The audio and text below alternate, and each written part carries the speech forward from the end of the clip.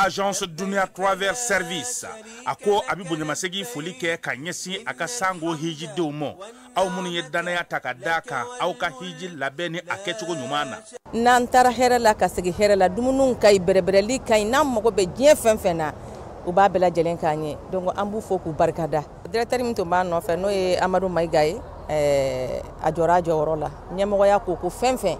ajora jorola kaniso jamola ka mago berebere ka koto mago tala mago temindo ka nyeira mago la anyo barade soro dunya la mukele kono akoka au bela jele la dunya silame munu me mali kono ani munu zigiro benodo jie jamana were umo ka fo sanwere o hijini o umura o baraw labe undamne nakaba o mana au munu ba fe ka hiji ke damu lakana ni basigi kono Agence Dunia akeme ko fere bela jele tige ka hiji ke chugo nyuma kalaw bela jele labe ka bla awnye minyi ka do shiro ni damu ye ka surunya au ka bato ke yoro la dumuni lakika sanuma obi tobe ka bla au ka bulu ka sagana ka wati bela jele la dogotoro jole olu be aw no fe hiji ke yoro ani bato ke yoro wera bela jele la yoro be ani wati be baw bulu kuma do o ka busa ne de singa di Agence Dunia Travel Service Jenwan kele mimbe auka hijini auka humura keka nya ale de do opana ni aube kuna foni were nyini aye weleli ke 66 71 37 24 70 64 99 71 ni aube uka yoro nyini ufle ni hippodrome yere la immeuble station soma yafula kulukoro sira dala opana minyi ka do Agence Dunia Travel Service ye kube duga uke hijini umura ke chugo nyuma ana musakau alaka noya silame bela jele. Sous le très haut patronage de son Excellence le général d'armée Assimi Goïta, président de la transition, chef de l'État. Sous le parrainage du général de corps d'armée Ismaël Ouagé, ministre de la réconciliation, de la paix et de la cohésion nationale. Sur l'initiative de l'honorable Abdul Majid Ak Mohamed Ahmed Di Nassar Ansari, l'amanokal de Kelantassar est allié. L'assemblée des Kelantassar et alliés se tiendra à Bamako le 25 octobre 2025 à 9h dans la salle Banzoumana Sissoko du CICB. Thème: cohésion sociale, paix, défense de la patrie. Cette rencontre qui jette les jalons essentiels d'une communauté plus unie, résiliente et prospère réunira des chefs traditionnels, notables, sages et leaders communautaires du Mali et d'Afrique.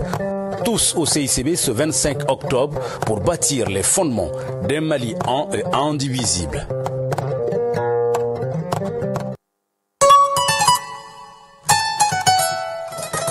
Assalamu alaikum. On peut les inviter nos associations solidarité humaine de la journée culturelle là.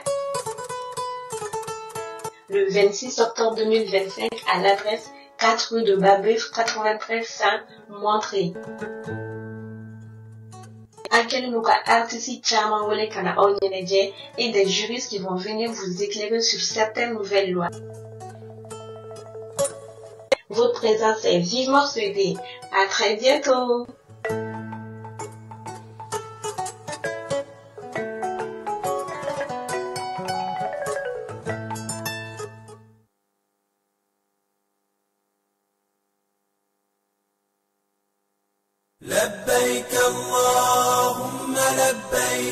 La commission des agences de voyage du Mali informe l'ensemble des pèlerins que les inscriptions pour le Hajj 2026 sont ouvertes. Elle invite toute personne désirant accomplir le Hajj 2026 d'aller s'inscrire rapidement auprès de l'agence de voyage de son choix, en insistant sur le respect des procédures établies pour sécuriser le voyage et faciliter l'obtention des documents nécessaires. La clôture des enregistrements est fixée au 31 décembre 2025. Une date butoir à ne pas franchir pour tous ceux qui souhaitent accomplir ce 5e pilier de l'islam en Arabie Saoudite. Après le 31 décembre 2025, aucune inscription ne sera autorisée. La commission invite les fidèles musulmans à aller s'inscrire dans les délais afin d'éviter les désagréments des dernières minutes. Elle rappelle que la réussite de cette organisation repose sur une anticipation des inscriptions, une meilleure coordination et une collaboration étroite entre les agences de voyage et les pèlerins. Les agences de voyage assurent qu'elles sont déjà prêtes à recevoir les inscriptions et accompagner les pèlerins tout au long du processus.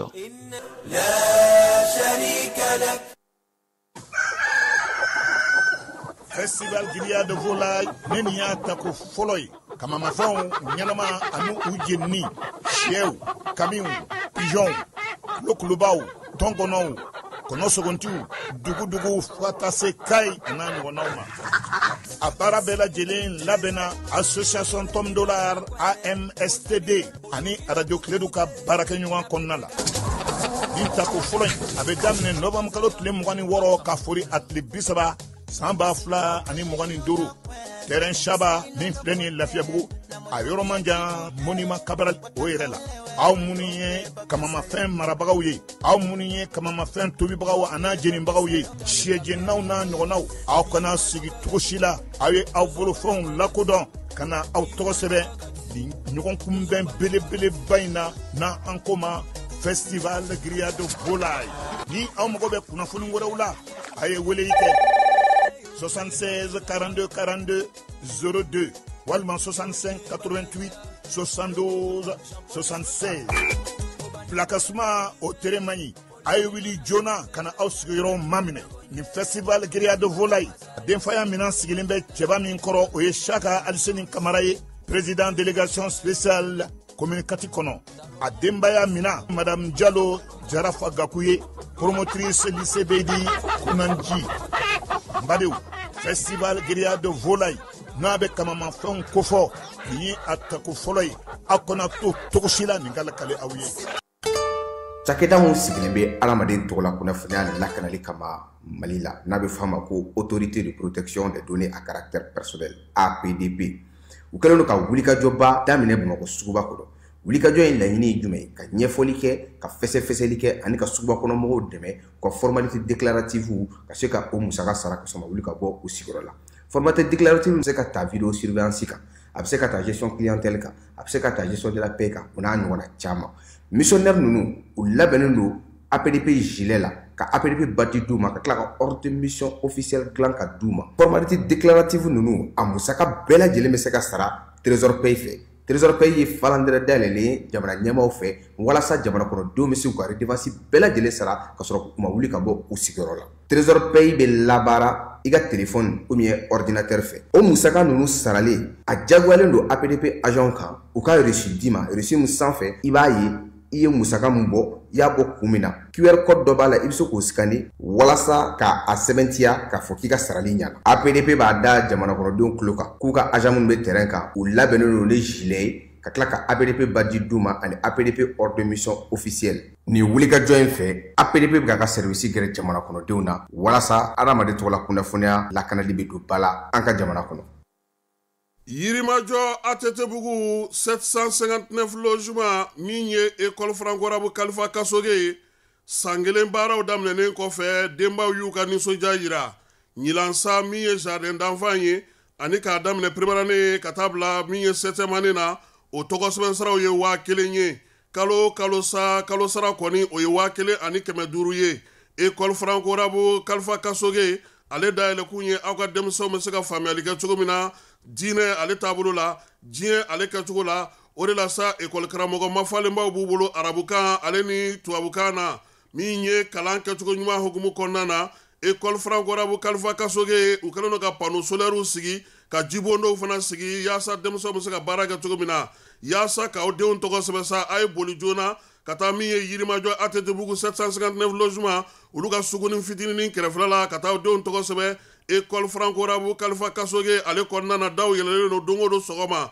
ni maa min b'a fɛ ka kunnafoni ɲini walima ka se ka taa den tɔgɔ sɛbɛn sa nɛgɛjuru sira minnu bɛ u bolo o ye 91 22 73 50 89 44 38 88 74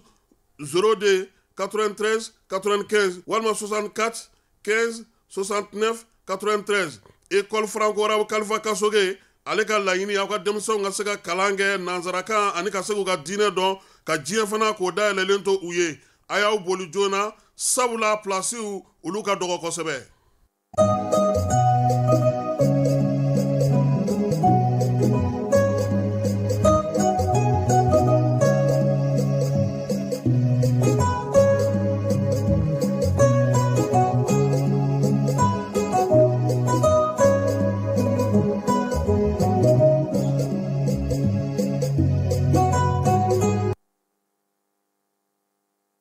an filɛbaaw ni an lamɛnbaaw aw bɛɛ lajɛlen aw ni ɲankuma kibajolo ni fala ye aw ni senatama a donna anw ka terrain kɔnɔ n'o ye awsa terrain ale terrain ale ka fisa a bɛ kɛnɛya di maa ma a bɛ kunnafoni di ma i bɛ to ka maaw fo i bɛ jɔyɔrɔ la i bɛ tiga ɲimi aw bɛ ji ɲimi aw bɛ fɛnw bɛɛ lajɛlen kɛ ɲɔgɔn a ka fisa dɛ a n'a kɛnɛya anw kɔni b'a ka kuma dayi sisan fala ye dugu nkalontigɛla dɔw y'u sago sɔrɔ maa ka juru bɛ maa minnu na ninnu dɔw porokotɔli sababu sɔrɔlen ni dɔ ka bama sa dɔ ka nate ja tilegan in na an bɛna kuma di kosɛbɛ Elhaji Umaru Sumare ma ale ka kutuba kunu a ye bilasirali caman k'a kɔnɔ émission yɛrɛ miniti 15 an bɛna o di ale ma premier ministre ka baarakɛyɔrɔ la jɛkulu dɔ bɛ yen u b'a fɔ ma ko sigma ale sigi kun ye ka gouvernement ka kunnafoniw di baaraw kɛ olu fana ye kuma di mɔgɔw ma fala ye an na kuma di olu ma a tɔ o ye an yɛrɛ sɔrɔ a su ka ko ye an n'o fana lakali maaw ye wulikajɔ minnu kɛra nin waati laban in na surtout kɔnata in fala ye lakalili caman kɛra kɔnata la dɛ an ye min sɔrɔ a la an n'o da maaw tulo kan nin ye an donkan ye bi tilegan in na e bɛ yan ne bɛ yan kibabi yan nka an bɛɛ lajɛlen bɛ awsa terrain de kɔrɔ nin waati in na ale kɔni sɔngɔ tɛ a la biye t'a la foyi t'a la i wulila dɔrɔn i donna a kɔnɔ wa i bɛ s'i seyɔrɔ la fana hɛrɛ ni baden na ala ka sababu ɲuman k'an bɛɛ lajɛlen.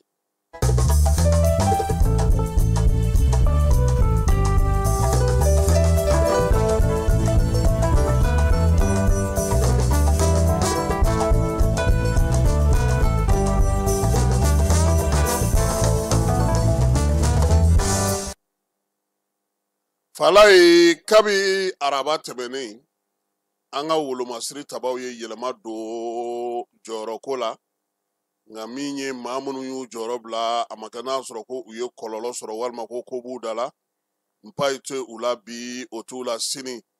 sɔrɔdasi gun baara kɛcogo don a bɛ n'a fɔ jɔyɔrɔ falen o ye laada ye diɲɛlatigɛ la cogo min fala ye ni dɔ sɛgɛnna dɔ bɛ t'i sɛgɛnna fiɲɛ bɔ hali kɛlɛdagaw la ni minnu yɛlɛla n'olu ye kalo 6 kɛ fala ye u bɛ jigi maa wɛrɛw bɛ yɛlɛ olu bɛ taa kalo 6 wɛrɛ kɛ tuguni i bɛ anw minnu jɔlen da la n'a b'a fɔ ma ko santinɛliw n'an ye heure 4 kɛ an jɔlen maa wɛrɛ bɛna heure 4 kɛ fala ye o de la a bɛ kɛ ɲɛna ko ale kelen don ale tɛ dɛ a bɛ falen maa si tɛ se k'a daminɛ k'a bɛ dugu wɛrɛ jɛ fo ka taa se sugu la n'o tɛ fanga tɛ k'i la o wagati dɔ ma i tɛ se k'ale mugu ci donc baara ninnu bɛ ten cogo de la o la sa min ye wolomasiri tabaw ka minisiriso hukumu kɔnɔna na directeur sécurité militaire o kalifara général de brigade Sambo Minkɔrɔ Jakite la ale yɛrɛ bɛ an ka kibaruyaw lamɛn kosɛbɛ fala ye min ye jani émission ye a ka d'a ye kosɛbɛ an b'a fɔ sisan ko baara ye ala k'a ɲɛ a bolo ni ale bɔra yen maa min taara sa ka kɛ chef d'état-major général adjoint de l'armée o ye Jean-Élisée Dawo ye Jean-Élisée Dawo nin waati in na ale yɛrɛ fana ye général de brigade ye nin waati in na ale sigiyɔrɔ o bɛnnen don Mali lasigidenso ma sinikaw fɛ yen wele bilara a ma sa ale kana filaw lagare o jɔyɔrɔ ta yaasa ka se ka n ko Sangare ye filaw lagare de fila fɔlɔ ye Jalo de Jalo Jakite Sidibe ani Sangare n ko Sangare de ye filaw lagare ale n'u Jalo ninnu de ye fila fɔlɔw ye piriw n'olu balakaw fana ka kuma tuma dɔ la ne tɛ foyi faama la o la ne bɛ n tulo datugu fala ye min ye Keba Sangare ye nka buwa don dɛ ale ye bɔbɔ ye dɛ Pangasi Sangare o denkɛ de ye Keba Sangare ye Sajo Sangare n'a ye tile kɛ joliba la basikɛti la o kɔrɔkɛ de ye Keba Sangare ye u ka du ye fɛn fila de ye farikolo ɲɛnajɛ ani larame donc général Keba an b'a fo k'a sɛbɛkɔrɔ fo wulikajɔ ni cɛsiri a fana bɛ jani lamɛn kosɛbɛ fala ye an ka kibaruyaw ka d'a ye kosɛbɛ an b'a fo k'a waleɲuman dɔn maa sabanan min bɛ yen ni jɔyɔrɔ juru ma fala ye armée de terre n bɛ fɛn dɔ fɔ yen peut-être mɔgɔ caman t'a kalama Bere rouge bɛ armée de terre de fɛ awɔ détachement de don régiment de don mais a bɛ armée de terre ka kulu de kɔnɔna na donc armée de terre o chef d'état-major o kɛra général de brigade Tumani Kone. Tumani Kone n t'a dɔn ni hakili b'a la waati min na Masawule tun bɛ Moti. O y'a sɔrɔ ale fana tun bɛ yen min ye baara dɔw kun kalifalen don a la. Nka ale ni Masawule kun ka baara tɛ kelen ye. Masawule ninnu ta ye théâtre opération de, c'est-à-dire wulikajɔ kɛrɛnkɛrɛnnen. I b'a dɔn tuma o tuma armée bɛ opération dɔw sigi sen kan kɛrɛnkɛrɛnnenya la ka bɛn ko dɔw ma. Masawule tun bɛ opération Maliko, ale tun y'o ɲɛmaaba de ye. O Maliko in a tun bɛ Segu baara, a tun bɛ Moti baara, a tun bɛ Tumutu baara. Olu bɛɛ lajɛlen tun bɛ Masawule ka fɛn na nka a sigiyɔrɔ kun bɛnnen don Sevare kan kɔnɔna ma. Maliko nana ban sisan an taara dugukoloko la. Dugukoloko fana bɛ k'a jaabiw di. O la sa baaraw bɛna sigi sen kan. Wolomasiri tabaw yɛrɛ bɛɛ lajɛlen fala ye. U ka force spéciale bɛɛ lajɛlen bɛna farala ɲɔgɔn kan ka kɛ force spéciale ba kelen n'o ye coordination ye. Nka min ye opération autonome fuga kɛnɛ ye n'o kalifara Famuke Kamara la, o ko fɛsɛfɛsɛlen n'o fala ye ka nɔgɔ b'o la pewu. Na le brigade Famuke Kamara a ye Gawo Janjo kɛ. Maa min don a kalannen don. Sɔrɔdasi kulu yɛrɛ kan gun ka fala ye, a fana a bɛ maaw fɛ maa minnu bɛ bi na ni jigi bɛ se ka da u kan kosɛbɛ. U ka ca dɛ, nka a bɛ maaw jɛkulu la jɛkulu min na jigi bɛ se ka da maa minnu kan kosɛbɛ. A ka wulikajɔ n'a ka cɛsiri n'a ka timinandiya. Sabula ale yɛrɛ de tɛ biro kɔnɔna yɛrɛ de fɛ. Ayi, biro bɛ Famuke ŋɛɲɛ de. Ni ne ka d'a ye. Wa fiɲɛ foroko min bɛna wuli sa fala ye, anw ka Segu sira, kaba ninnu d'a la fɔlɔ dɛ, a b'a daminɛ Segu de la fɔlɔ. Ni Segu ba sigira Mali bɛ ba sigi. Ni Segu ɲɛna Mali bɛ ɲɛ. Ni Segu lafiyara Mali bɛ lafiya. I m'a ye anw degunnen don, aw bɛɛ degunnen don sisan. N'a b'a daminɛ a ye t'anw lafiya, n'a y'anw lafiya sa bɛɛ bɛ lafiya. O la fala ye, Famuke ka opération tɔgɔ ye ko fuga kɛnɛ. Fuga kɛnɛ n'a kɔrɔ bɛ ɲɔgɔn na. Waleya o waleya kan ka kɛ nin waati nata ninnu na, basigi ni lafiya ka se ka na.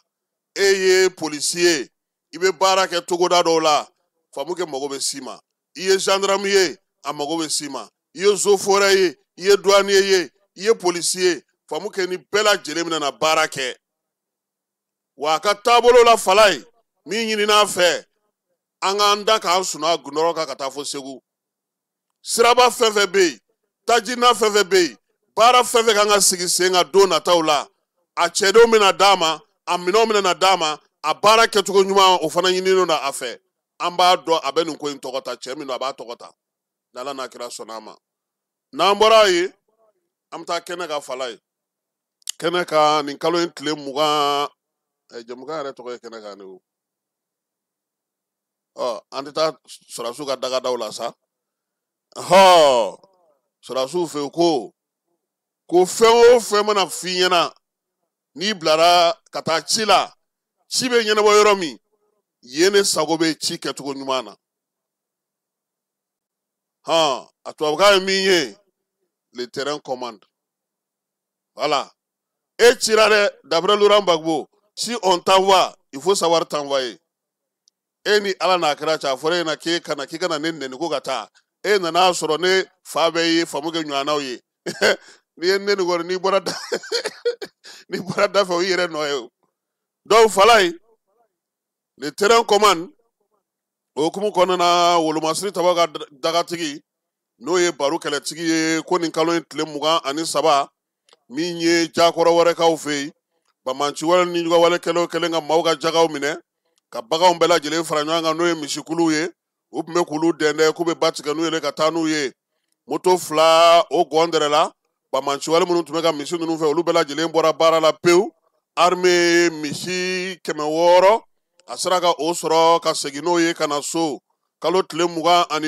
san 2025 a tile 24 armée ka wulikajɔ dɔ senfɛ pankuruko ta na sira fɛ fala ye, min ye kɛlɛkɛcɛ minnu bɛ sa n'o bɛ Bamanci wɛrɛ ɲuguwale kɛbaaw bolo, olu kun y'u tila kulu 2 ye. Kulu 2 in dɔw kun taara Bafin fanfɛla la, dɔw y'u kunda Kɔlɔjaba kan, nin bɛɛ lajɛlen ye Buguni mara ye. A yera sa k'a fɔ ko kulu fɔlɔ min n'o y'i kunda yen nka moto de tun b'olu bolo Bamanci wɛrɛ kɛbaaw, a y'a to sa armée kɔni ye olu dasi 15 o binna ye u n'u bolo minɛnw. Min ye kulu 2nan fana ye, tugulu kɛra olu kɔ sa cɛdenw fɛ duguma fala ye, u taara sɔrɔ u bɛ lajɛ dɔ la, u y'olu fana bɔ baara la pewu.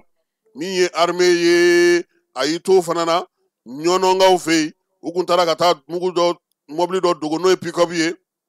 o dogo yiriju dɔ kɔrɔ sa minɛnw caman b'a kɔnɔ armée ye ta kɛ o fana na n'a ka pankuru ye dumakaw olu fɛ yen a yirala sa k'a fɔ ko n'i ye sisi min ye o bɔra mobili gosilen na a b'a yira k'a fɔ ko mugujugu ani maramafɛnjugu tun b'a kɔnɔ wolomasiri tabaw ko sa ɲɛmaa ko k'olu tɛna na foyi bɔ yen bi min tɛna na basigi ni lakana ye maaw n'u bolominɛw olu lakanali la an ka jamana kɔnɔ fala ye min ye kɔlɔnjɛbako ye kuma caman bɛ ka fɔ fɛn caman bɛ ka lakali kɔlɔnjɛba yɛrɛ ale ye cercle ye cercle min a kɔnɔna na bi dugu min bɛ yen n'o ye Kajana ye Kajana yen ni kuma cayalen don fala ye Kajana ye Mali dugu laban n'i bɔra Bamakɔ yan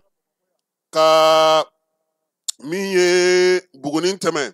i bɛna se dugu dɔ ma tɔgɔ ye ko Zancɛbugu sirafara i mana tɛmɛ o la dɔrɔn i b'o minɛ cayi yanni ka taa Kumantu i bɛ taa fo Kɔlɔnjɛba n'i ye Kɔlɔnjɛba cɛ ci i bɛ taa fo Mali ni Côte d'Ivoire dancɛ la Kajana bɛ yen de min ye wolomasiri tabaw ye u bɛ baara la yen kunungo mɔmɔli kɛra sen nɔ kunbere nɔ u b'u sen na cogo min u bɛ moto la ten u bɛ mɔbiliw fana na o cogoya kelen na pankuru fana bɛ ka dasili kɛ bɔrɔntɔli senfɛ fala ye fan 14 fiɲɛ tigɛra Bamancɔlen jugawale kɛbaw la min ye wolomasiri tabaw ye o sera k'u bolo da minɛn caman kan maa caman bɛ fana tun bɛ janfa nɔfɛ u y'olu tɛgɛ kɛ olu bɛɛ lajɛlen kan minɛn min sera yen n'an ka chauffeur y'o ye Kajana fala ye o y'olu hakili sigi olu ko fota sabu sisan u tɛ gɛrɛ fiyewu citerne na o u bɛ roquette de bo k'u to yɔrɔ jan fɛ n'o kɛra dɔrɔn ta bɛ wuli ni ta wulila dɔrɔn anw chauffeur minnu bɛ se ka boli an b'an yɛrɛ ɲini o de la a fɔra bi armée senda nɔ chauffeur senda nɔ taji ka se ka na nka kunungo munumunu salo min kɛra Kajana kɔnɔna na marabolo bɛɛ lajɛlen na fala ye o ye maa caman hakili sigi kosɛbɛ sabula ni ne k'u ɲinina a mɛnna maa kana to bɛlɛnni na maa kana to mɔmɔni la gitɔrɔn dafɛlaw la maa kana to yen wulikajɔ fana ka se ka kurakuraya nka o bɛɛ n'a ta min ye citerne ye u ma bɔ fɔlɔ Kajana dɛ fala ye nka o kɔni bɛ yen a bɛ Mali dugukolo kan bi a ka ca kosɛbɛ a bɛ Kajana cogo min a bɛ fan dɔ in fana fɛ ten n'o ye Kayi mara ye min ye Zegwa ye fana a b'o fana cogoya la bi chauffeur ye kibaruya minnu d'a ma ani wolomasiri tabaw ta kɛrɛnkɛrɛnnenya la baara min bɛ sen na o ye nin ye fala ye kunun waleya dɔ kɛra kɔnakaw fɛ yen a kuma cayara kosɛbɛ bɛɛ lajɛlen y'i ta fɔ a la nka an ye min sɔrɔ dugudenw bolo ani n'an ye min mɛn wolomasiri taba minnu yɛrɛ bɛ yen u ko tiɲɛ don kunungo min ye kɔnakaw fɛ yen Bamancɔlen jugawale kɛbaw u tun b'a fɛ ka taa jan da kɛrɛnkɛrɛnnenya la bɛɛ lajɛlen b'a dɔn kɔni k'a fɔ fala ye min ye kɔnakaw fɛ yen wolomasiri taba minnu bɛ yen n'o ye kan ye kan tɛ dugu kɔnɔ dɛ a bɛ dugu kɔ ka de kɛnɛjalan nka panparanpa a fan 14 i natɔ hali n'o y'a sɔrɔ dimɔgɔ de b'i kun u b'i natɔ ye o la sa Bamancɔlen kɛbaw ni jugawale kɛbaw man teli ka t'u firi yen kan fala ye u nana mun de kɛ poste min bɛ dugu kɔnɔ n'o ye poste de sécurité ye u ye labɛn de kɛ k'u bɛ taa bin o de kan o poste de sécurité mɔgɔw olu fana ye kibaruya sɔrɔ a tilara ka f'u ɲɛna tuguni ko Bamancɔlen jugawale mɔgɔw kunba aw kan ko wa k'u bɛ sira la ka na olu fana ye kan mɔgɔw ladɔnniya kan in kɔnɔna na gardiw de ka ca yen kosɛbɛ u y'olu ladɔnniya min kɛ olu fana nan'u labɛn sa k'u sigi k'u kɔnɔ poste masurunya na fala ye waleya in kɛra kunungo 9h n'o ye nɛgɛ kaɲɛ 9 ye kɔnakaw fɛ yen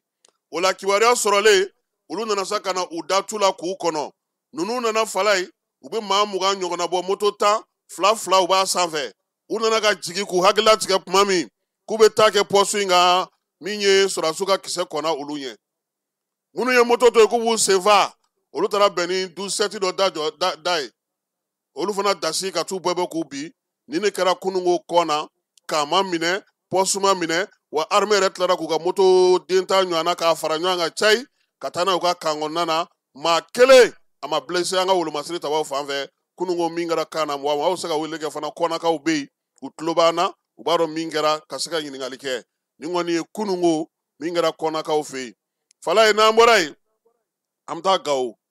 Gawo min ye Mamadu Masawule ye ale de ye dugukoloko ɲɛmaaya ye général de brigade don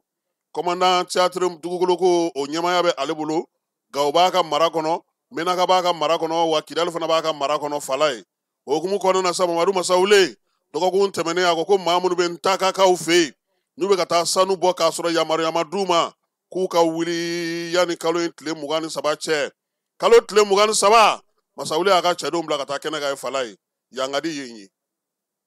An y'an ka minɛnw cɛ ka fali wotorow ɲini ka min ye katakataninw ɲini ni kɔrɔbɔrɔw ko ma ko barbarita ka fɛn bɛɛ lajɛlen ɲini hali n'an kun ye kabakunkolo sɔrɔ an kun b'an sigi ka na k'an yɛrɛ ɲini. Cɛdenw nana u k'olu mana kɛlɛ la dɛ. U nana de général de ko k'u ka minɛnw cɛ waati sera. Kalo tile 17 de kun fɔr'u ye. Olu nana kalo tile 23 u k'a lajɛ u ka minɛnw cɛ u ka bɔ nin yɔrɔ ninnu na baara de bɛna daminɛ. Fala ye bɔlɔlɔ sira kan n'i ye ninnu ye u bɛ k'u ka doniw cɛ a bɛ k'i na ko yangaw tɛ. Nka ko halisa kangaran kelen minnu bɛ yen u n'olu na marisaranga sɔkɛta la sabula ɲɛ bɛ yɔrɔ in na Bamanci jɛkulu ka nafasɔrɔ yɔrɔ fana don dɛ. Nka bibi in na a bilara Sɔrɛ Mali SA ale ka yamaruya kɔnɔna na min ye yɔrɔ in yɛrɛ sa kilomɛtiri kare 90 buruburu 41 ta ka sanubɔyɔrɔ ye yen de. Armée kɔni ko sa ko waleya min olu bilara baara min na u n'a kɛ ka se fo a dan na basigi ni lafiya o bɛ se ka na cogo min na maaw n'u bolominɛw lakanali i n'a fɔ o ɲinina. Mamadu Masawule a ye kuma min fɔ o ye o ye. An bɛ taa ye fan fɛ yanni an ka segin ka na don an ka tajiko kuma na.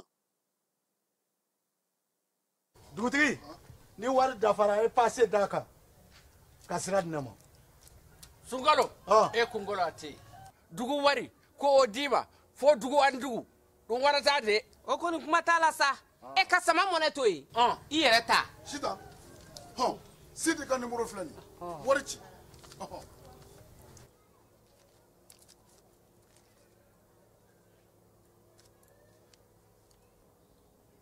Wari sera.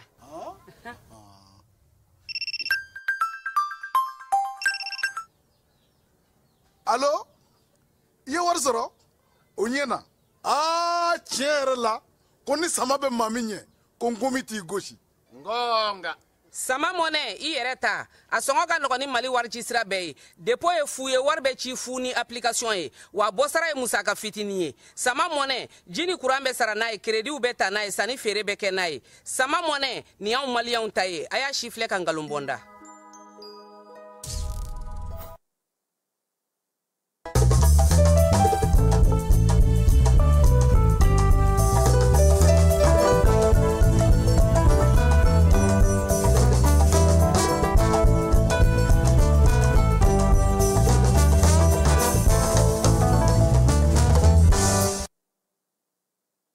lajɛlen ma aw minnu b'a fɛ ka voyager k'a sɔrɔ a ma degun sɔrɔ a ka voyage kɔnɔna na compagnie de transport Somatra u y'a kanu ka na ni kari kura caman ye kari minnu dilanna norme kɔnɔna na aw ka lafiya kama a suspension wo a climatisation a siège wo n'i ye kari jɔlen ye foyi tɛ jigin kɔnɔ i bɛ se ka don a kɔnɔna na cogo min na Somatra e ka kari Somatra ne ka kari Somatra anw ka kari o hukumu kɔnɔna na kari ninnu bɛ sira ta don ko don Bamako Segu San Moti Kucala ka taa se Sikaso ma Keɲeba Kita u ma ɲina Yoro di Sahel maaw kɔ ka taa se Kolokani Jijeni fo ka taa se Bɛnma ma Somatra fiɲɛ foroko Somatra ka wuli hɛrɛ la ka se hɛrɛ la ayiwa client aw bɛ Somatra fiɲɛ foroko Somatra ka wuli hɛrɛ la ka se hɛrɛ la ayiwa client aw bɛ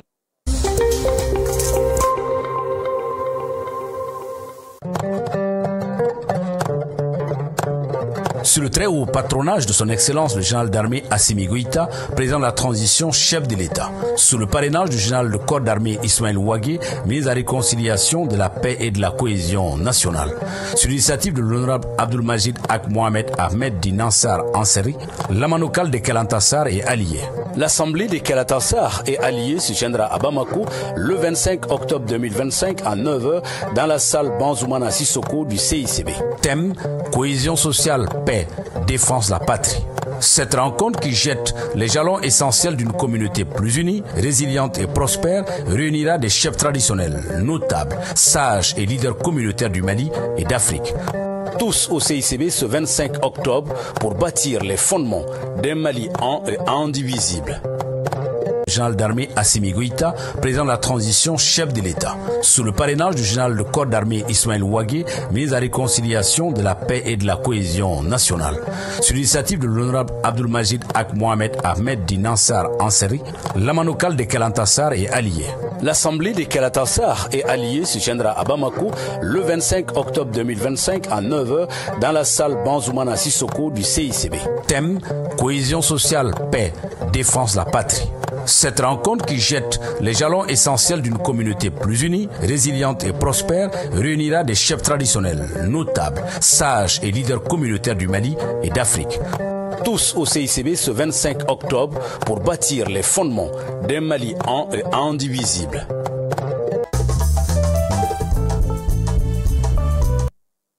Falaye alsa tajiko taji mogo sigidono ka kono alibi nyafi na ngo macha meki hakila yira koina doko koni école so siraka datugu doko kun fla ko be songa dobo akola kosebe sabula école don tagali ko kuma kacha ola congé de Noël ko kuma te fo nu ya damne una ke directement katati oye mado haklinai nga macha mamei oya yira ko koyin ande kanji janga be ko kuma konna na premier ministre ka baragaro jekulumbe no ye kuna fundi ko ta na srai sigma ulu jidona kare konna na kanyi ngaluke angu ka jafle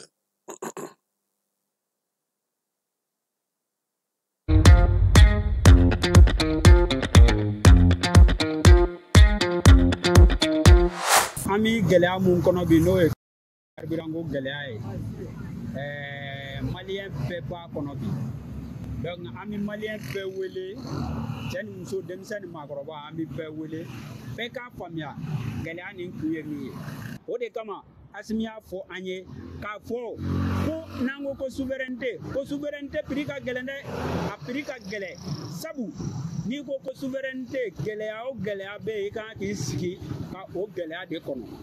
aw maliyɛnw an pɛrɛlen don ka ji station na an pɛrɛlen don ka tile station na an pɛrɛlen don ka fɛn bɛɛ kɛ n'an ye essence sɔrɔ waati mun na an b'a ta an bɛ taa an ciw la an k'an jija tubabujɔnw ka hakilina kana don an kunkolo la parce que Mali ye kelen dɔrɔn de ye fila tɛ dɛ n'o kelen bɔra an bolo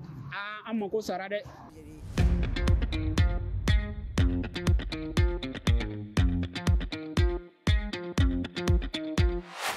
Ne ka jati la jamana bɛ bolola min kan jamana kun tɛ yen parce que fɛn dɔw bɛ yen ni erreur ma na ni gɛrɛndɛ ma na o erreur ti dɔn dépôt de carburant tɛ aw ka jamana kɔnɔ n'i y'a ta k'a lajɛ an tɛ se ka semaine kelen kɛ n'an ka dépôt ye donc carburant bɛ don ka bɔ min kɛ mobile tun bɛ don ka bɔ min kɛ a kun ti dɔn dépôt de carburant mankan kun ti dɔn mais sisan ni fɔra ko sira malien compréhension nana ko siraw bɛ ka tigɛ bɛn sotora fɛnw bɛ ka jini citernes bɛ ka jini donc ni fɔra ko k'a kɛ convoi ni convoi ye a baara ma nɔgɔ gerekura bɔ ti ɲa wɔyɔ kɔ maliyɛnw bɛ fɛn kelen fɔ a ye sabali a kana ɲinɛ ɲimi ka kɛɲɛ k'u kala la dɔɔni dɔɔni don sɔɔni an bɛna ku ɲɔgɔn na hɛrɛ bɛ na mɔgɔw tɛ se k'i pan kunnangoya kunna ka na i poro kunnanja kunna koyi a bɛ tɛmɛ sira dɔ de fɛ.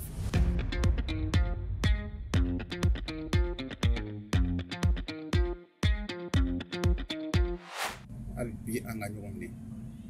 an filɛ degun kɔnɔ sisan anw de ma degun ɲini ka ban an yɛrɛ kunna mɔgɔ si tɛ degun fɛ nka nin kɛra ala jarabi de ye n'a y'i minɛ i kan ka mun kɛ o de ye hali bi an maliyɛnw an ɲɔgɔn cɛla an ka ɲɔgɔn minɛ nin waati in tɛ waati min b'a fɔ ko an ka baga dɔw ma k'a fɔ ko nin tigi ju t'a la nin bɛ tan non vraiment c'est nin waati in tɛ donc hali bisa an ka segin ɲɔgɔn ma Mali n'an y'a fɔ ko maliyɛn vraiment mɔgɔ min don courage maliyɛn la maliyɛn mɔgɔ ye u b'a fɔ tubabukan na ko c'est un peuple résilient donc an bɛ ɲɔgɔn fɛ an bɛ ɲɔgɔn fɛ donc an kana baga mɔgɔ si ma k'a fɔ ko o tigi nɔ de wa an filɛ minnu bolo sisan minnu bɛ ka an mara bi vraiment u b'u seko ni damayira la an b'u dɛmɛ o baara la parce que gɛlɛya min filɛ an bɛ min kɔnɔ bi gɛlɛya bɛɛ bɛ tɛmɛ a kɛra cogo o cogo a bɛ tɛmɛ an ka président ɲɛmɔgɔba y'a fɔ an ye président Assimi Goïta a ko ko vraiment kɔlɔlɔ min filɛ an b'a kɔnɔ sisan nka a laɲinina de k'an bila ɲɔgɔn na k'an tɔɔrɔ yaasa an ka jamana wuli o tɛna kɛnɛ lasɔrɔ.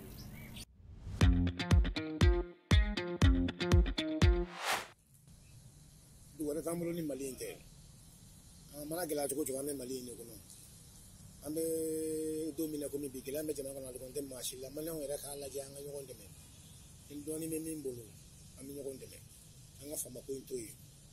fama y'a kɛ tan fama y'a bɔ tan an k'o to yen ala ye ko min kɛ waati min na o kɛlen de ye an ka to ala kɔ an ka to kira kɔ ni a nɔgɔya kuma sera a bɛ nɔgɔya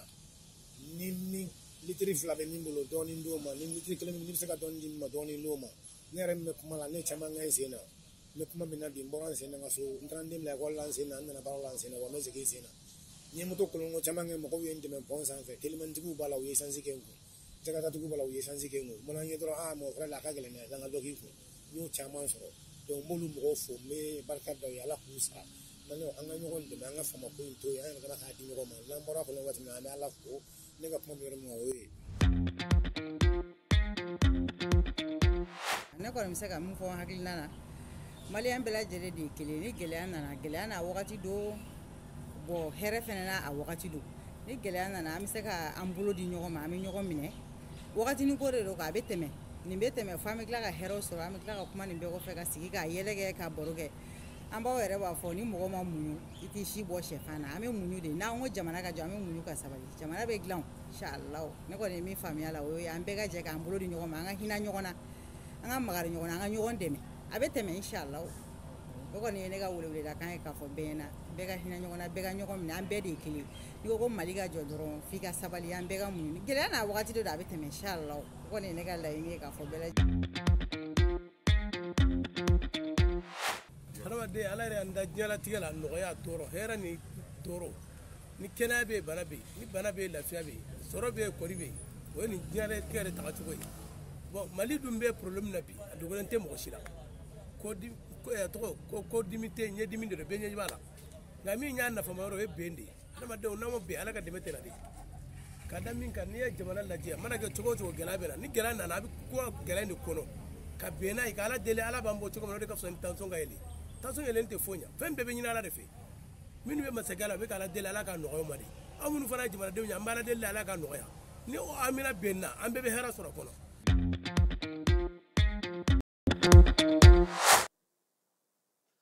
Mali bɛɛ bɛ dugawu la Mali bɛɛ b'a se la maliyɛnw fana ka fo k'u waleɲuman dɔn nin wagati in na moto taxitigiw u caman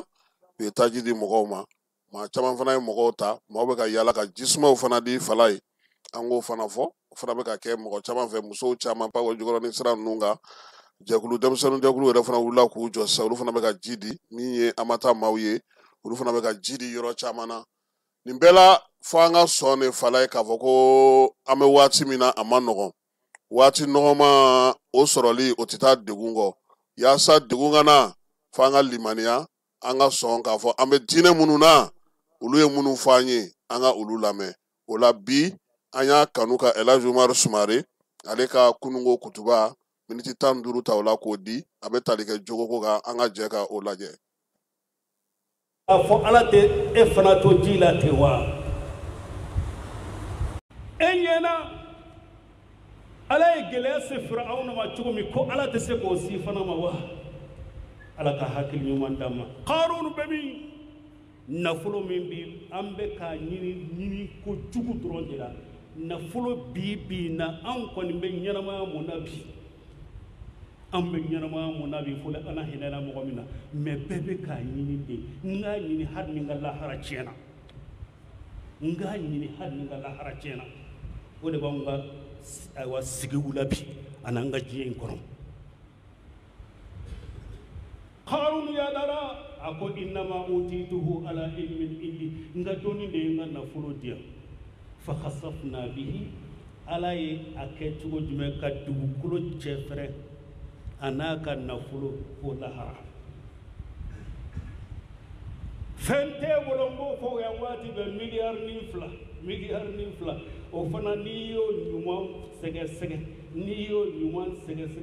miliyari ni fila n'i y'a ɲuman sɛgɛsɛgɛ a ɲuman peut-être a tɛ tɛmɛ 100,000 kan a bɛɛ lajɛlen ye dɔ wɛrɛ ye i ka so jɔ n'a ye k'i ka denbaya labalo n'a ye ka fɛn bɛɛ lajɛlen kɛ n'a ye mɛ i tɛ fɔ ala kɔ dɛ i tɛ fɔ alahu taala kɔ ne balimakɛ ne balimamuso an ka miiri cɛw tun bɛ yen diɲɛ kɔnɔ hali an ka nin jamana in yɛrɛ la an ka ta k'a lajɛ cɛw tun bɛ yan miliyari ko tun t'u so ɲɛna u bɛ diɲɛ nɛɛma bɛɛ lajɛlen na mɛ bi bi in na ɲinan kɛr'u tɔgɔ kɔ ɲinan kɛr'u tɔgɔ kɔ ɲinan kɛr'u tɔgɔ kɔ n'i y'a dɔw tɔgɔ fɔ dɔw b'i miiri o fana ye jɔnni ye o fana ye jɔnni ye mɛ u ye ɲuman mun kɛ diɲɛ na u b'o sɔrɔ u ye lahara n'u ye juguman mun fana kɛ diɲɛ na yan o nɔ bɛ yan dɛ o nɔ bɛ yan dɔw y'u fɔ u yɛrɛ ma ko olu ye masaw ka masa ye diɲɛ in kɔnɔ mɛ u labanna cogo min bɛɛ y'a ye i y'a fara ɲɔgɔn kan ne balimakɛ n balimamuso k'i ka etaziw jɔ n'a ye k'i ka bilidingiw jɔ n'a ye karisa n ko du 100 de b'a bolo karisa izini kan de b'a bolo mɛ a labanna cogo di a labanna cogo di n'a tun bɔra kɔrɔn bɛ girin n'a bɔra tilebin bɛ girin fo dɔw b'a ka samara jɔsi n'a ye nkalon tigɛ u b'a fɔ tiɲɛ n'a yɛlɛla dɔw bɛ yɛlɛ hali yɛlɛkun t'u la n'a dimina bɛɛ b'i ɲɛ kumu olu labanna yɔrɔ jumɛn fi zulumatil qubur kaburu dibi kɔnɔ ne balimakɛ n balimamuso turidu an tajma almal e bɛ fɛ ka nafolo fara ɲɔgɔn kan bilgala ka gɛlɛya se silamɛw ma haramu tɔnuli e ɲɛna k'a fɔ i bɛ ka haramu mun fara ɲɔgɔn kan k'o bɛ kɛ bana ye walahi a ti kɛ foyi ye a ti kɛ foyi ye i n'a fɔ an filɛ nin ye waati mun na sisan jamana in kɔnɔ an filɛ waati mun na jamana in kɔnɔ fɛn mun bɛ feere dɔrɔmɛ 150 maaw bɛ fɔ k'o feere bi 7,700 8,000 1,000 fo dɔw bɛ si a kama ko a nin sen in kɔni ne bɛ wari sɔrɔ nin sen in ne bɛ n ka du jɔ nin sen in ne bɛ taa hiji tu ala tigɛr'i la i bɛ t'i jɔ ala ɲɛkɔrɔ don dɔ la e ɲɛna k'a fɔ nin nafolo nin nɔgɔlen in de bɛ kɛ fɛn ye wa a ti kɛ foyi ye fal haramu la yadum n'i ye haramu fara ɲɔgɔn kan a tɛ si sɔrɔ abada a y'a jate minɛ bani mɔgɔ o mɔgɔ ye haramu de fara ɲɔgɔn kan a tɛ si sɔrɔ wa n'a ye si sɔrɔ barika t'a la ni maa bɛ tɛmɛ ni dɔrɔmɛ 1 ye yɔrɔ min ne ma miliyɔn bɔ i tɛ tɛmɛ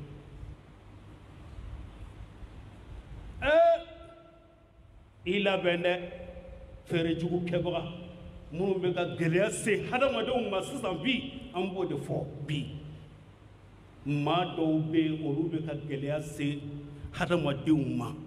dɔw wɛrɛ tɛ ko esansi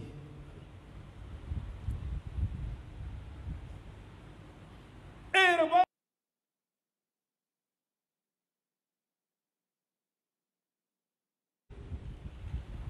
e ɲɛna k'a fɔ nin nafolo nin nɔgɔlen in de bɛ kɛ fɛn ye wa a ti kɛ foyi ye fal haramu la yadum n'i ye haramu fara ɲɔgɔn kan a tɛ si sɔrɔ abada a y'a jate minɛ bani mɔgɔ o mɔgɔ ye haramu de fara ɲɔgɔn kan a tɛ si sɔrɔ wa n'a ye si sɔrɔ barika t'a la ni maa bɛ tɛmɛ ni dɔrɔmɛ 1 ye yɔrɔ min ne ma miliyɔn bɔ i tɛ tɛmɛ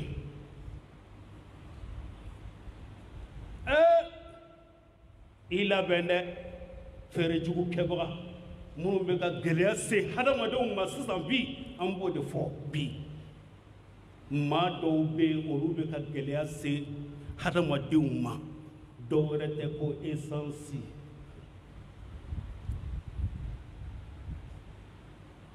e yɛrɛ b'a dɔn i bɛ ka 1,000 mun minɛ i bɛ ka 1,000 mun minɛ i bɛ ka maa dɔ tɔɲɔ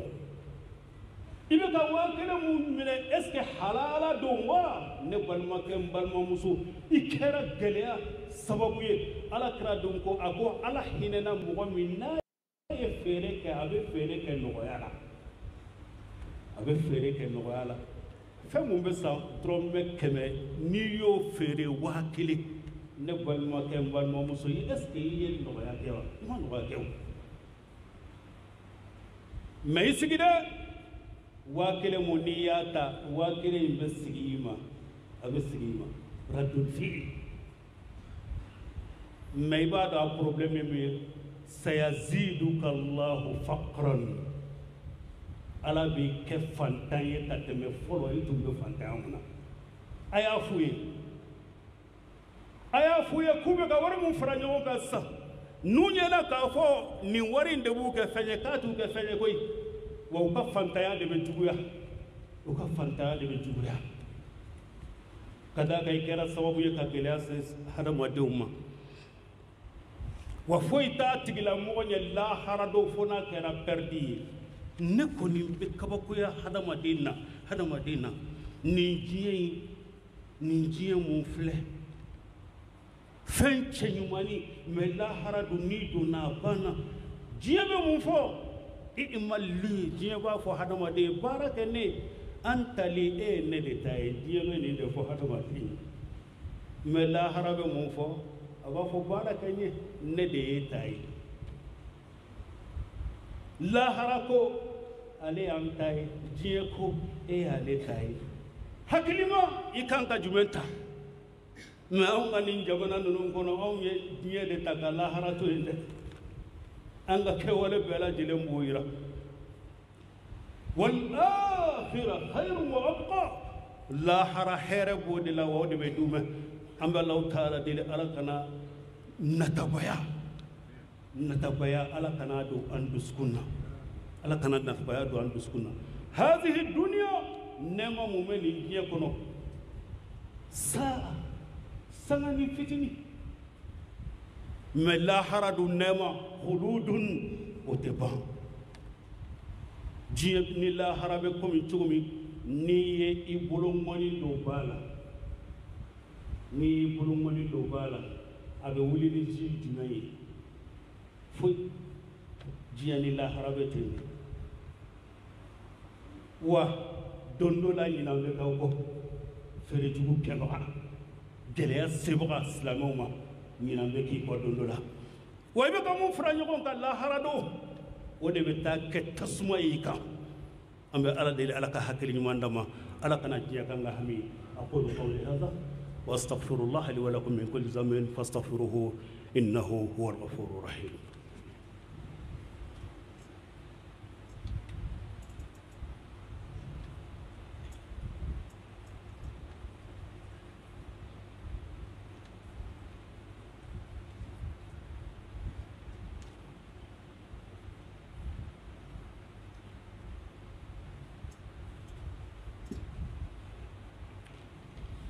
الحمد لله والعاقبة للمتقين ولا عدوان إلا على الظالمين وأصلي وأسلم على أشرف خلق الله محمد المصطفى صلى الله عليه وسلم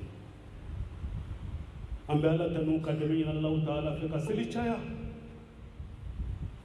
an kuntigi muhammad kan kisi ni nɛɛma b'a ma ni selila ka siɲɛ 1 ala bɛ seli ka siɲɛ 10 ni selila ka siɲɛ 10 ala bɛ seli ka siɲɛ 100 ni selila ka siɲɛ 100 ala bɛ seli ka siɲɛ 1000 a kanunen don ni ala kira tɔgɔ fɔra an ka fɔ sallallahu alaihi wasallam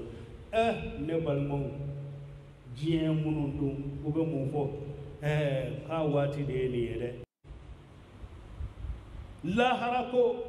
ale y'an ta ye diɲɛ ko e y'ale ta ye hakilima i kan ka jumɛn ta mɛ anw ka nin jamana ninnu kɔnɔ anw ye diɲɛ de ta ka lahara to yen dɛ an ka kɛwale bɛɛ lajɛlen b'o yira wal-akhira khayrun wa abqa lahara hɛrɛ b'o de la wa o de bɛ d'u ma an bɛ Alahu taala deli ala kana natabaya ala kana don an dusukun na ala kana natabaya don an dusukun na hazihi dunya nɛɛma mun bɛ nin diɲɛ kɔnɔ saa sanga ni fitini mɛ lahara dun nɛɛma khuludun o tɛ ban diɲɛ ni lahara bɛ komi cogo min n'i ye I bolo ŋɔni don b'a la n'i y'i bolo ŋɔni don b'a la a bɛ wuli ni ji jumɛn ye foyi diɲɛ ni lahara bɛ ten de wa don dɔ la ɲinan bɛ k'aw kɔ feerejugu kɛbaga gɛlɛya sebaga silamɛw ma ɲinan bɛ k'i kɔ don dɔ la wa I bɛ ka mun fara ɲɔgɔn kan lahara don o de bɛ taa kɛ tasuma y'i kan an bɛ Ala deli Ala ka hakili ɲuman d'an ma Ala kana diɲɛ k'an ka hami aqulu qawli hadha wa astaghfirullah li wa lakum min kulli dhanbin fastaghfiruhu innahu huwal ghafurur rahim للمتقين ولا عدوان إلا على الظالمين وأصلي وأسلم على أشرف خلق الله محمد المصطفى صلى الله عليه وسلم أم بألا تنو قدمين الله تعالى في كسليشايا أن كنت محمد كسنين ما باما نسلا كشيء كلين على بسلي كشيء تام نسلا كشيء تام على بسلي كشيء كمان نسلا كشيء كمان على بسلي كشيء باكلي أكلون دو ني على كراتو فرانغا صلى الله عليه وسلم نبال مو جيم منندو بوبه موفو كاواتي ديني يده نيا جساندرا بانا ولي بفو كاواتي دفلة نيا جدرا بانا ni ya jedro abana kunyina maya shekilen do ko occasion shekilen na bori ko kana to akate made neye na femore occasion ka ki bulu ala koda o ka sani haramu yi ay sabali jamana dew ay sabali shaytane be ka tlonga kani munu yi ay sabali akana gɛlɛya se hadamadenw ma akana gɛlɛya se hadamadenw ma akana gɛlɛya se hadamadenw ma akana gɛlɛya se hadamadenw ma don dɔ la ka da bɛ tugu don dɔ la kɔfuru fɔrɔni min b'i bolo a kile bɛ tunu don dɔ la I ye mun to I ko kɛlɛ bɛ k'a nɔfɛ si ye banni de lahara adresse ye a tɛ ban ni mɔgɔ min n'i taara dugu la n'i b'i ka adresse dɔn I tɛ fili dɛ I tɛ fili a y'aw ka adresse dɔn silamɛw a ye lahara ɲini tazawwadu liqa Allah a y'aw jilaja ani Ala ka kɛ ɲɔgɔn fɛ sɔɔni a bɛ bɔ diɲɛ in kɔnɔ sira ka jan sira fana t'aw bolo sira fana t'aw bolo dɛ nin tun ye imam Umar Sumare ale ka kunungo kutuba ye fan dɔw an y'olu ta fala ye nin bɛ sɔn ka dan sigi bi sɔgɔmada in na tilegan na t'a la nka yan'o cɛ sa ɲɔgɔlɔnbɔlaw ministère de la culture ale ka yamaruya kɔnɔna na sa a ɲininen n'u fɛ u bɛɛ lajɛlen ka se k'u seko n'u damayira kɛ fala ye ɲɔgɔlɔn mɔgɔ ye min sɔrɔ n'o ye groupe ɲɔgɔlɔn ye an ka jɛ ka o filɛ tajiko kan Sungalo ne ko I taara ci in na wa dugutigi e fana sa taji bɛ kun wa Sungalo ni gɛlɛya nana a bɛ ɲɛɲini ni hakili de e ma y'an ye ci bila Saka ma wa I fana sa ani ce anba fulakɛ nin ye mun ye kun nɔnɔ kɛnɛ ni y'a kuma jaabi cogo sugu jumɛn o tuma I ka ɲɛ cilen don wa kabini kunu ne a m'a fɔ ko n bɛ taa sanse ɲini wa bi de ɲɛ dɔɔnin sɔrɔ fulakɛ hakɛ to ne bɛ se ka dɔ sɔrɔ ka kɛ n ka mobilɛti kɔnɔ awɔ an b'a tila ne bɛ ɲininen don bɛɛ lajɛlen fɛ gɛlɛya waati an ka ɲɔgɔn dɛmɛ nka Sunkalo ni nin kun ye ye I kun tɛ sɔn a tilali ma dɛ an cɛ anba dugutigi dugutigi anw nana dɛ dugu mansin bɛɛ jɔra ɲɔsi mansin tigasilan ɲɔfololan kɔlɔsilan hali an bɛ ji sama ni mɔtɛri minnu ye k'an n'an nakɔw sɔn a bɛɛ jɔlen don o tɛ ɲuman ye dɛ taji tɛ dugu kɔnɔ a ko bɛ ɲini ka kɛ kangalanga k'i ye dɛ an ci Saka a ko ɲɛ sɔrɔla Sumano a to an ka dɔn sa i t'a to hali cɛ kana fɔlɔ ne mun dugutigi taji sɔrɔli gɛlɛyara nka ala barika la dɔ sɔrɔla ka di dugu taji feerelaw ma o ɲana fulakɛ Saka ko duguba kɔnɔ ta fana ka gɛlɛn komi yan wa an bɛ ja minnu ye bɔlɔlɔ sira kan a man ɲi dɛ a bɛ mɔgɔw siran a bɛ mɔgɔw futinɛ i ni hurubina i ni mɛtina tiɲɛ na taji ko gɛlɛya bɛ duguba kɔnɔ nka ɲɛ bɛna sɔrɔ a la jamana ɲɛmɔgɔw bɛ kan k'u seko kɛ nka min bɛ ɲini an fɛ u bɛ ka ja jugu minnu bila bɔlɔlɔ sira fɛ taji ko gɛlɛya kan an kana ba don a la dɛ bari a kɛkun de ye ka jamana mankutu tiɲɛ ka maaw la futinɛ Saka o ne ko taji ko gɛlɛya in bɛ anw dɔrɔn de fɛ Mali la yan wa ayi dɛ musokuntigi gɛlɛyaw nacogo de tɛ kelen ye n'o tɛ an bɛ dɔɔnin min na i ko bi taji ko gɛlɛya bɛ diɲɛ fan bɛɛ fɛ Saka min bɛ ɲini taji feerelaw fɛ ni taji b'u bolo u kana mara u k'a bɔ k'a feere mɔgɔw ma sariya kɔnɔ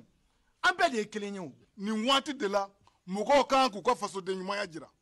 jamana ɲɛmɔgɔw bɛ baara la dɛ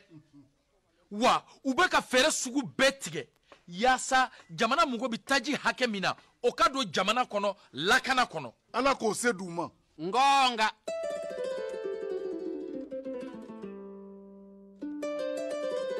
an ka ɲɔgɔn dɛmɛ ka binŋɛnikɛlaw ni maafalaw ni walijugutigilamɔgɔw kɛlɛ a y'anw dɛmɛ an k'aw dɛmɛ ka binŋɛnikɛlaw ni maafalaw ni walijugutigilamɔgɔw kɛlɛ n'a ye kunnafoni sɔrɔ binŋɛnikɛlaw ni maafalaw ni walijugutigilamɔgɔw kan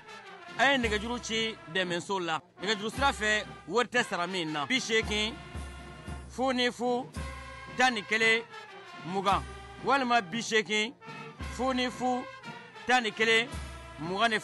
walima 98 17 36 75 n ko 98 17 36